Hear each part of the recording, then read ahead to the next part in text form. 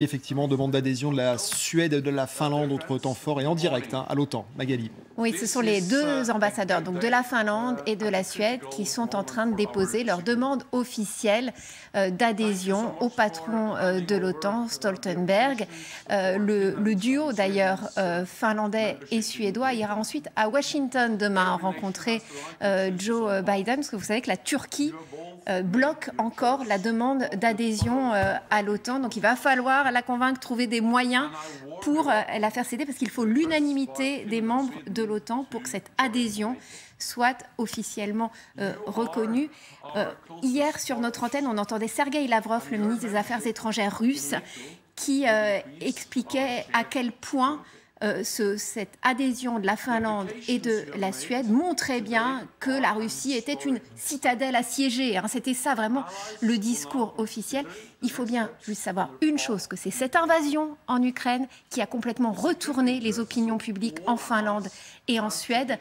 Aujourd'hui, c'est plus de 70-80% des Finlandais qui veulent l'adhésion pour avoir cette protection du parapluie américain. Général, une réaction, cette demande d'adhésion de la Finlande et de la Suède que l'on suit en direct.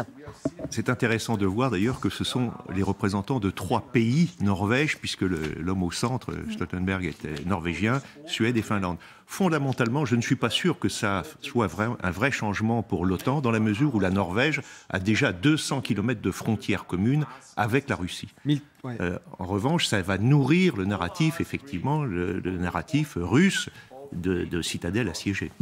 1300 km de frontières, on l'a dit, avec la Russie, c'est ça, la Finlande. Alors, ça bouleverse complètement le jeu de la géopolitique dans la région, Magali. Oui, parce que la Finlande et la Suède avaient un vrai statut de neutralité. Le modèle finlandais, c'était vraiment d'être, et de la Suède, d'être dans l'Union européenne, mais pas dans l'OTAN. Et on voit à quel point, en effet, cette invasion de l'Ukraine a vraiment tout changé.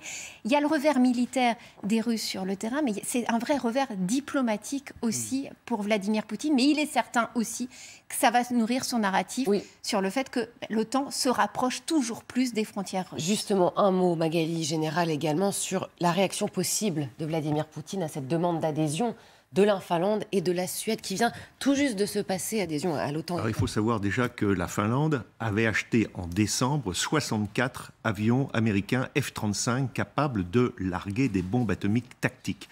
Et je pense que la limite qui sera fixée par la Russie, ce sera de savoir si la Finlande aura sur son territoire un dépôt d'armes nucléaires tactiques, comme en ont l'Allemagne, les Pays-Bas, l'Italie et la Grande-Bretagne. Voilà pour la